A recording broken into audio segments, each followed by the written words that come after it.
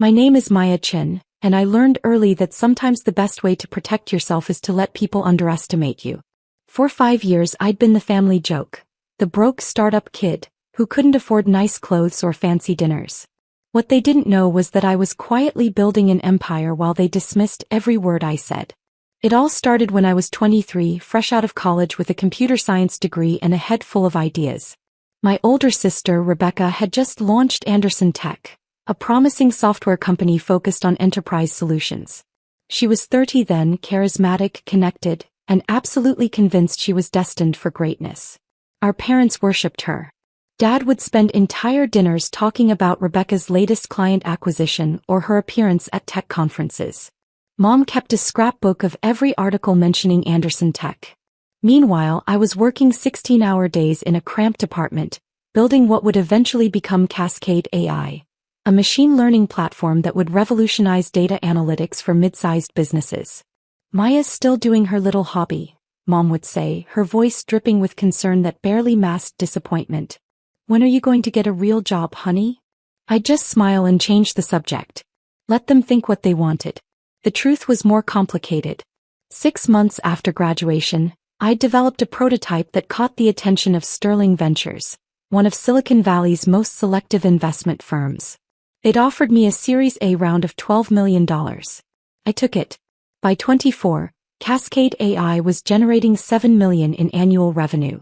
By 25, we'd hit profitability, something only 8% of startups ever achieve. But I kept it quiet. I drove a 10-year-old Honda. I lived in a modest apartment. I wore the same 5 outfits on rotation. My family saw what they expected to see, a struggling entrepreneur too proud to admit failure. What they didn't see was the investment portfolio I was building on the side. In 2020, Rebecca came to me desperate. Anderson Tech was running out of runway. She'd burned through her initial funding faster than expected, and investors were getting cold feet. The company was 90 days from shutting down. Maya, I know we haven't always. I know I've been hard on you, she said over coffee, her hands shaking slightly. But I need help. I need capital and I need it fast. I could have said no. I could have reminded her of every dismissive comment, every eye roll, every time she'd introduced me to her colleagues as my sister who's trying the startup thing. Instead, I saw an opportunity. How much do you need? I asked. $4.2 million would get us through the next 18 months and fund the product expansion we've been planning. I nodded slowly, pretending to consider it. In reality, I'd already made the decision. I know some people. Let me make some calls. What I actually did was create an investment vehicle called Meridian Capital Group. It was a legitimate LLC with proper legal structure, but the beneficial owner was hidden behind several layers of corporate protection. I routed the investment through Sterling Ventures. They were happy to serve as the nominal investor in exchange for a small fee and the opportunity to potentially participate in future rounds.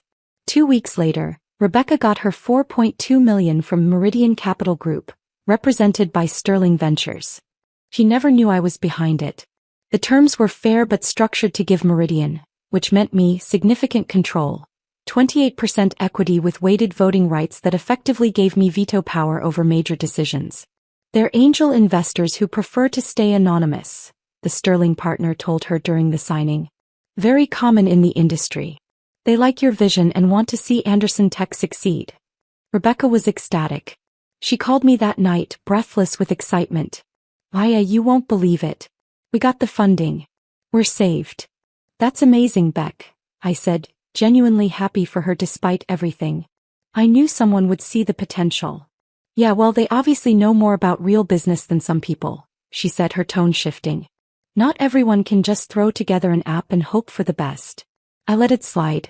I always did. Over the next 3 years, I watched Anderson Tech grow. My investment, my $4.2 million, helped them scale from 15 employees to 60.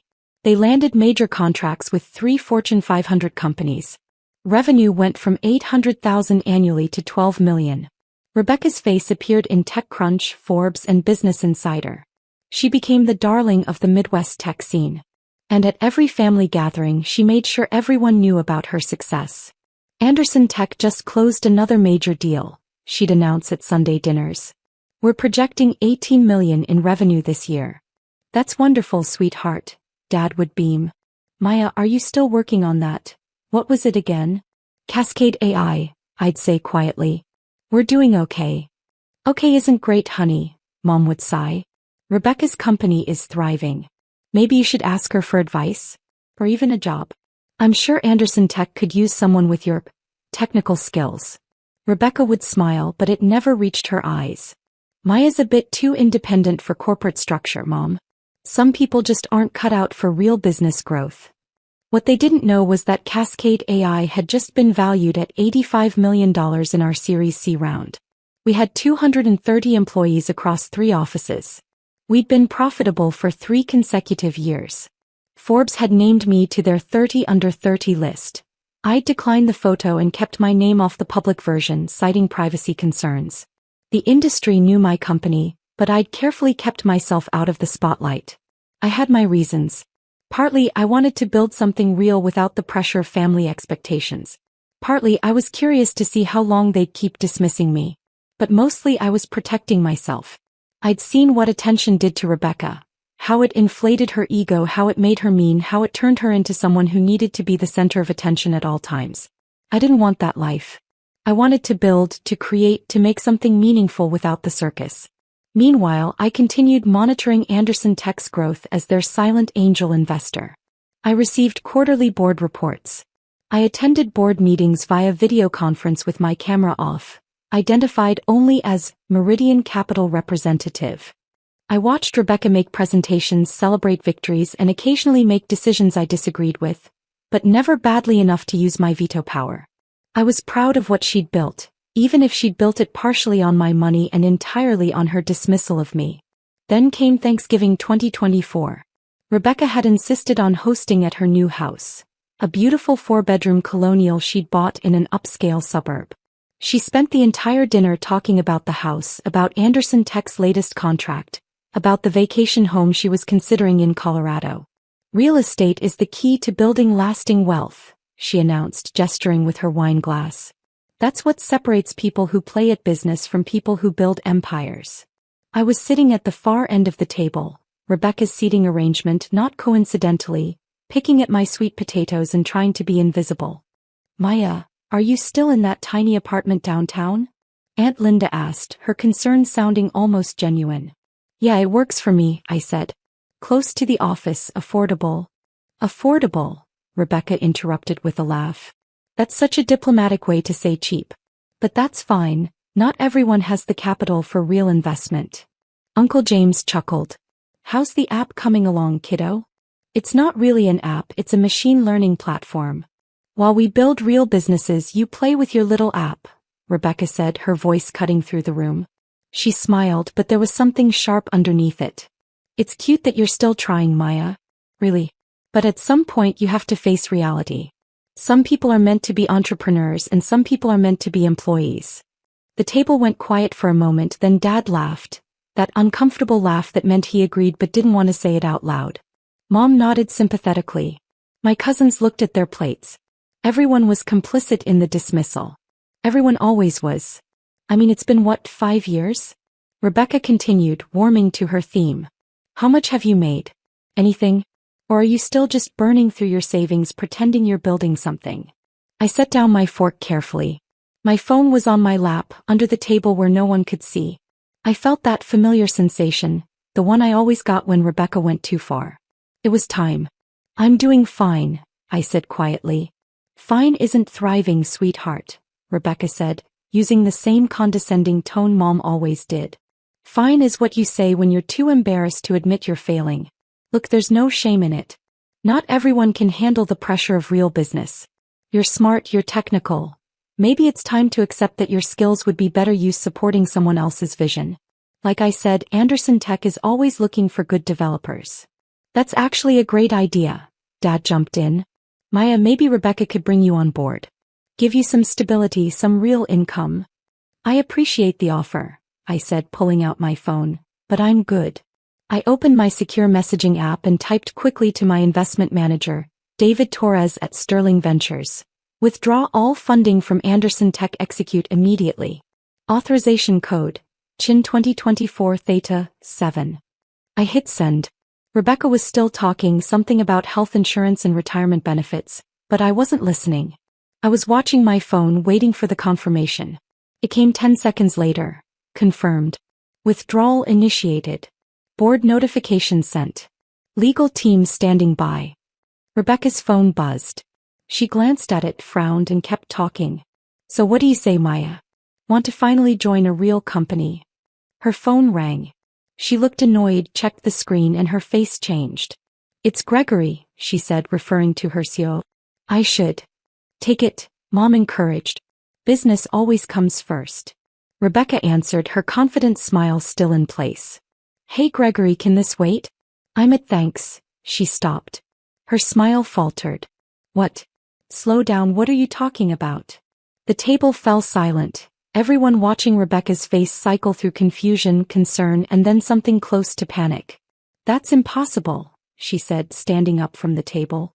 Meridian wouldn't. They've been with us for 4 years. They're our biggest. She listened, her face going pale. What do you mean withdrawing? All of it? They can't just.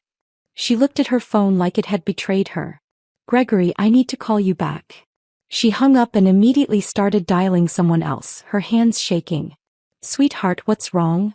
Dad asked, concerned. It's nothing, Rebecca said, but her voice was tight. Just, there's a situation at work. I need to make some calls.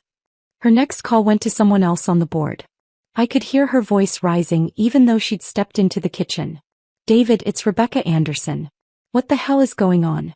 I just got a call that Meridian is withdrawing their entire investment. That's $4.2 million. They can't just. I could hear David Torres's calm voice through the phone, too quiet to make out words but clear in tone. Professional, final, non-negotiable. Legal grounds. Rebecca's voice cracked. What legal grounds? We have a contract. They're an angel investor, they're supposed to. She listened and I watched her face crumble. Their investment agreement allows withdrawal with 30 days notice for any reason? That can't be. I need to see the original documents. She stopped talking. Listen. Then very quietly said, who is Meridian Capital Group? Who's actually behind it? I knew what David was telling her. That information was confidential, protected by multiple layers of legal structure, and not available for disclosure. Rebecca came back to the table, her face ashen. She looked at everyone, her perfect Thanksgiving dinner falling apart in real time. I need to go, she said. There's a crisis at the company. I have to. What kind of crisis? Dad demanded. Our primary investor is withdrawing their funding. $4.2 million. It could destroy the company. I thought you were thriving? Mom said, confused. We were. But that money is critical for our operations. Without it, we can't make payroll next month. We can't. She looked at me suddenly, desperately. Maya, you said you know people. You said you made calls when I needed money before. Can you? I can make some calls, I said calmly. But I can't promise anything. Please, she said, and for the first time in years she looked at me like I was a real person. Please. I know I haven't been kind to you. But this is everything. This is my entire life. I nodded slowly. I'll see what I can do. Rebecca grabbed her coat and left, already on the phone with her board chairman. Through the window, I watched her pace in the driveway, her free hand gesturing wildly as she argued with someone about emergency financing options. The rest of dinner was subdued. Dad kept checking his phone for updates from Rebecca. Mom picked at her food, worried. My cousins and aunt and uncle made awkward small talk about anything except Anderson Tech. I excused myself early, claiming I had work to catch up on. No one tried to stop me. The next morning I had a video conference scheduled with the Anderson Tech board. I'd requested it through David Torres, finally ready to reveal myself. I dressed carefully, not in my usual casual startup wear, but in a crisp white button-down and blazer. I set up in my home office, making sure the wall behind me showed my diplomas and awards, including the Forbes 30 Under 30 plaque I'd kept hidden. The board assembled on screen, Rebecca looking exhausted and desperate, Gregory Wu, her COO, Sarah Martinez, the CFO, and 3 other board members including the chairman, Walter Prescott. Thank you all for making time on short notice. David Torres began from his office at Sterling Ventures. I've arranged this call to introduce you to the beneficial owner of Meridian Capital Group, who has some things to discuss regarding yesterday's withdrawal notice. Rebecca leaned forward. Please, we need to understand what happened. We've been excellent partners. Our metrics are strong. If there's something we did wrong, let me turn it over to Meridian's principal, David said smoothly. I turned on my camera. The reaction was immediate. Rebecca's mouth fell open. Gregory looked confused. Sarah's eyes went wide with recognition. She was sharp enough to immediately understand what was happening. Hello everyone, I said calmly. My name is Maya Chin and I'm the founder and sole principal of Meridian Capital Group. I'm also the founder and CEO of Cascade AI. And as of 4 years ago, I've been Anderson Tech's primary angel investor. That's not possible, Rebecca whispered. You can't, you're just. Just what? I asked not unkindly. Just a broke startup kid playing with a little app? Walter Prescott recovered first. Miss Chin, we weren't aware of your involvement. The investment came through Sterling Ventures. As my representative, yes. I preferred to remain anonymous. It's not uncommon in angel investing. Why are you withdrawing? Rebecca asked, her voice small. I pulled up a document on my screen and shared it with the call. This is the original investment agreement. Section 4.3 grants Meridian the right to withdraw funding with 30 days notice for any reason or no reason at all. You signed this, Rebecca. Your lawyers reviewed it. But why now? She demanded, some of her old fire returning. We're doing better than ever.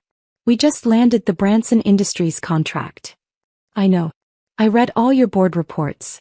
I've been on every board call for 4 years, camera off, identified as the Meridian representative. I paused. I've watched you build something genuinely impressive. You're a talented entrepreneur, Rebecca. You have vision and drive. Then why? Because last night you offered me a job as a developer at your company. A company that exists in large part because I gave you $4.2 million when no one else would. The silence on the call was absolute. You've spent 4 years dismissing me, I continued, keeping my voice even. At every family gathering, every holiday, every Sunday dinner, you made sure everyone knew I was failing while you were thriving. You offered me charity employment at a company I own 28% of. Gregory was frantically typing on his laptop, clearly pulling up the cap table. Holy shit, he muttered. She's right. Meridian owns 28% with weighted voting rights. Sarah was already doing calculations. If Meridian withdraws, we have approximately 45 days of operating capital. We'd need to secure replacement funding or you'd have to shut down, I finished. I know. That's what happens when your primary angel investor decides they're done. You can't do this, Rebecca said, but there was no conviction in her voice. You can't just destroy my company because I hurt your feelings. I'm not destroying anything. I'm exercising my contractual rights as an investor. You built this company, Rebecca. But you built it with my money and you built it while treating me like I was nothing. Walter cleared his throat. Miss Chin, what would it take for you to reconsider? I'd been thinking about this for 16 hours. I want a full board seat. Not as Meridian Capital. As Maya Chin. I want my name on the documents, my face at the meetings. I want public acknowledgement that I've been your primary investor since 2020. Done, Walter said immediately. I'm not finished. I also want Rebecca to issue a public statement on Anderson Tech's website and social media, acknowledging me as a founding investor and apologizing for misrepresenting our relationship. Rebecca's face flushed red. You want me to humiliate myself? I want you to tell the truth, I corrected. I'm not asking you to lie or exaggerate, just to publicly acknowledge that your broke startup kid sister saved your company and has been supporting it for 4 years. And if I refuse? I shrugged. Then I withdraw my investment as planned. You have 30 days to find $4.2 million from other sources. Given your current burn rate and the tight funding environment, I'd say your chances are about 15%. Maybe 20 if you're lucky. Rebecca looked at Walter, at Gregory, at Sarah. All the people who depended on Anderson Tech surviving. Then she looked back at me. You've changed, she said quietly. No, I replied. You just never actually looked at me before. Walter stepped in. Miss Chin, your terms are acceptable. We'll draw up the revised board documentation immediately. Rebecca will issue the statement by end of business Monday. In exchange, you'll reinstate your investment. Not exactly, I said and watched Rebecca's face fall again. I'll reinstate $3 million. The other $1.2 million will be converted to a formal loan with market rate interest. Anderson Tech will pay me back over the next 3 years. That's, Rebecca started. Fair, I interrupted. It's actually generous. You get to keep your company. I get to stop being invisible. And you learn that dismissing people has consequences. Sarah was already nodding, running numbers. The loan structure is workable. It'll affect our cash flow but won't cripple us. Then we have a deal, Walter said. Ms. Chen, welcome to the Anderson Tech board. Officially this time. The statement went up on Anderson Tech's website Monday afternoon. Rebecca had fought over every word, but the final version was clear. Anderson Tech is pleased to formally acknowledge Maya Chen, founder and CEO of Cascade AI, as our primary angel investor since 2020. Ms. Chen's $4.2 million investment was critical to our early growth and continued success. We regret any prior mischaracterizations of her role and are honored to have her join our board officially. Rebecca Anderson, CEO. Within an hour it was picked up by TechCrunch. By evening it was trending in tech circles on social media. People were impressed not just by the investment, which was substantial for an angel round, but by the fact that I'd done it anonymously while building my own company. The Cascade AI PR team, who I'd been keeping on a tight leash for years, finally got to do their job. They confirmed the Forbes 30 Under 30 recognition. They revealed our Series C valuation of $85 million. They positioned me as a rare example of a founder who invested in other startups while bootstrapping their own success. My phone exploded with messages. Interview requests. Speaking invitations.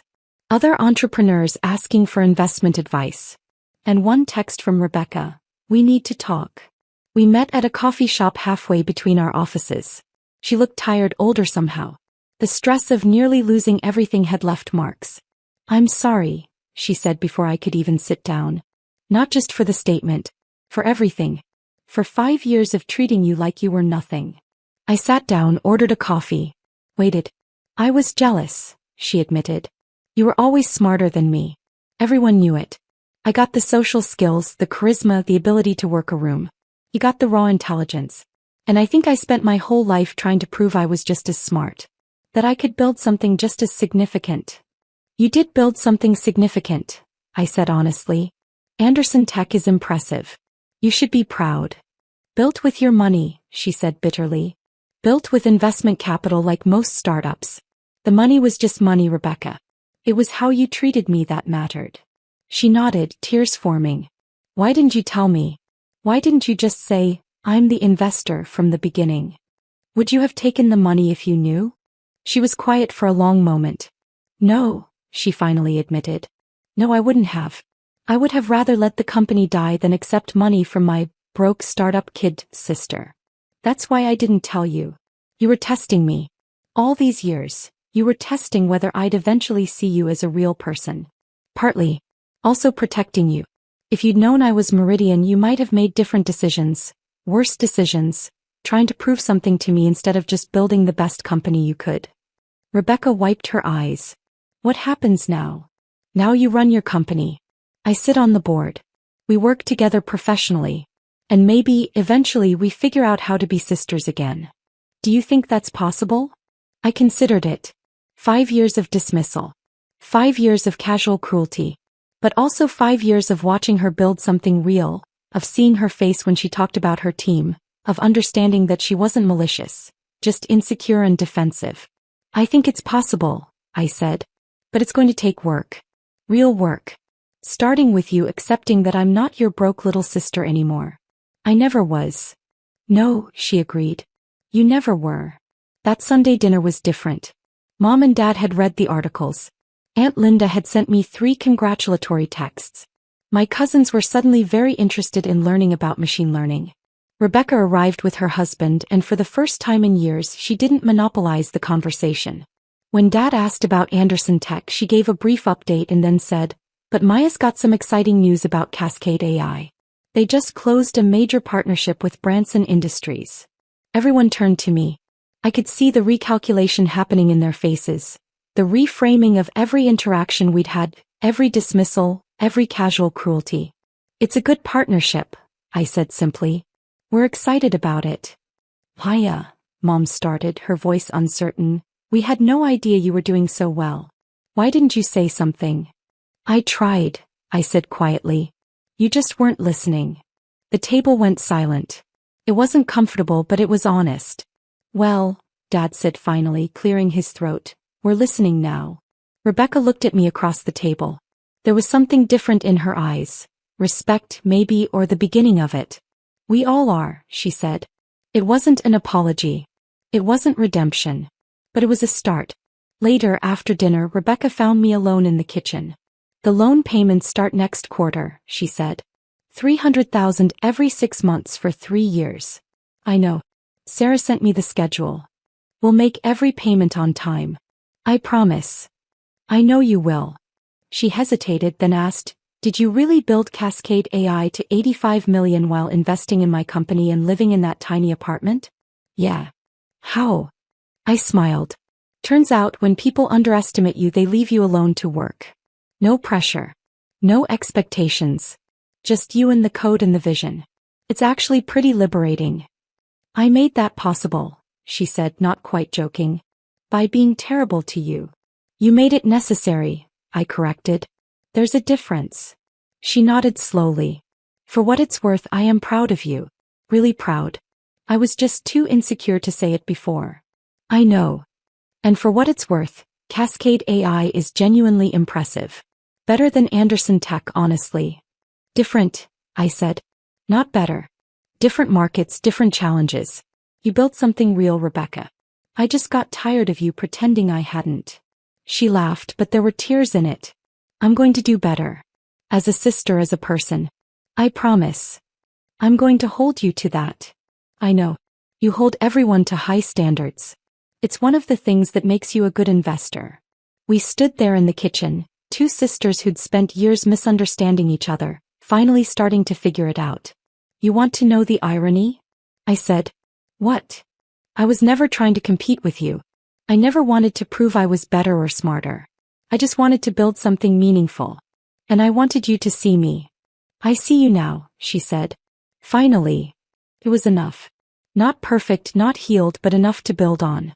6 months later, Anderson Tech made its first loan payment to Meridian Capital Group. $300,000 on time and in full. Rebecca sent it with a note, first of 6. Thank you for believing in me when I didn't believe in you. Cascade AI raised a Series D at a $400 million valuation. I finally moved out of the tiny apartment into a modest house with a nice home office. I bought a car that was only 8 years old instead of 10. And I accepted an interview with Forbes, camera on, name public, ready to tell my story. The article ran with the headline, The Silent Investor, How Maya Chin Built an $85 million company while secretly funding her sister's startup. Rebecca texted me when it published, you could have destroyed me. Instead you saved me and taught me something. I'm grateful for both. See you at Sunday dinner. I texted back, see you there. Sometimes the best revenge isn't revenge at all. Sometimes it's just finally being seen for who you actually are, and watching the people who dismissed you realize what they almost lost. My name is Maya Chin. I'm the founder and CEO of Cascade AI, valued at $400 million. I'm a board member at Anderson Tech. I'm a Forbes 30 Under 30 honoree. And I'm no longer anyone's broke startup kid. I never was.